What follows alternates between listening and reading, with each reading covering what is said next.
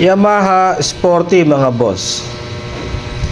So siguro mga 2 araw, 3 araw na sa akin to ano. So ang problema niya hagok. No? Minsan pag nasa highway na siya, pagka nagpo-full throttle ka dito, mahagok siya. Parang ang walang power. So ano ginawa na? Sinek na yung gasolina kung may tubig. Yung may-ari nagpabili ng bagong karburador, baka daw sa karburador. Okay? Ito nakaputol dilaw to dati sa regulator niya. Nakaputol dilaw sa regulator niya, no? Putol dilaw. Nag-check ako ng charging ng baterya. Mabot sa 15.4. Ang issue ng may-ari, sabi niya, lumulobo baterya. So, ang solusyon, pinuloy ko na.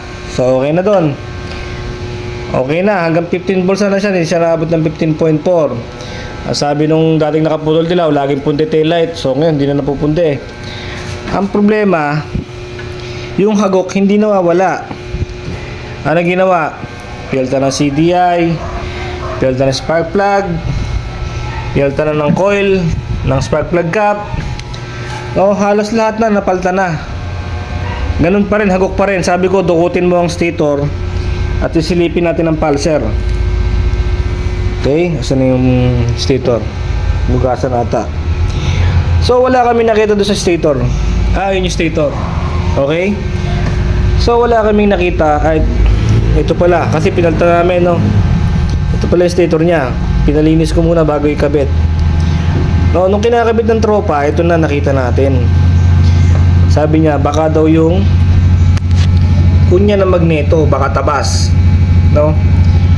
Pinaltan nga namin ang stator, ganun pa rin. Ito pinabalik ko yung luma kasi kako wala naman diferensya yan. Ito ang kunya. Tabas nga mga boss. Naka-advance po yan, kaya po yung humahagok. Pero pag sa rektahan ho yan, matulin po yan. Ang problema, pagka nagsisimula pa lang, hahagok po talaga yan. Mga galawan po yan mga sir, no? Para medyo umangat-angat ka sa duluhan, ina-advance po talaga yan. Ito po ang nakita ng ating tropa, no? So maghanap na lang ho ng tropa ng ng kunya, no? Malindol-lindol na ho yung utak namin dito eh. Ang dami ng bago ho karburador niya mga boss. Masabihin hindi pinaltan, bago ho yan. Muntik ko na nga patap overhaul eh. Gawa lang ho nito, no? Okay,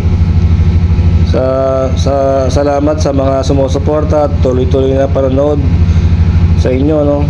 Naway may matutunan kayo sa mga pinagagawa namin, sa mga karanasan namin dito. Sana matutunan nyo din.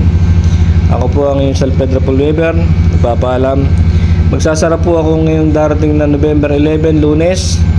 Hindi ko alam kung kailan ho uli ako mag-o-open. May gagawin lang po akong project.